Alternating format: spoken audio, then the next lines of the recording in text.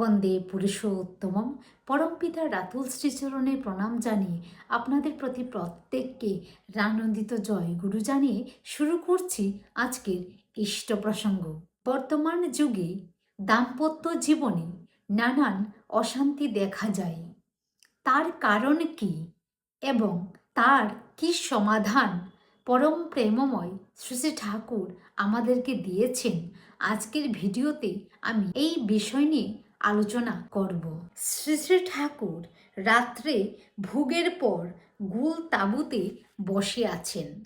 রাত 11:15টার সময় একজন বিহারী ভদ্রলোক এসে প্রণাম করে জানতে চাইলেন দাম্পত্য জীবনে অশান্তির কারণ কি এবং তার সমাধানই বা কী। শ্রী শ্রী ঠাকুর বিয়ে ঠিকমতো না হলে তার থেকে অনেক সময় দাম্পত্য জীবনে দ্বন্দ্বের সৃষ্টি হয়।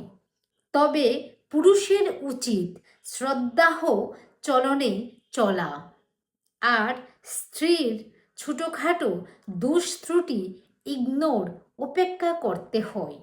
স্বামীর চলন যদি এমন হয় যে 10 জনে তাকে শ্রদ্ধা করে, তখন স্ত্রী তা দেখেও অনেক সময় অনুগত হয়।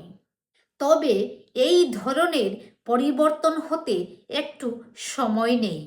আবার খারাপের মধ্যে ভালো যতটুকু দেখা যায় তার জন্য স্ত্রীকে প্রশংসা করতে হয় এবং সেটা ঘরে বাইরে সর্বত্র।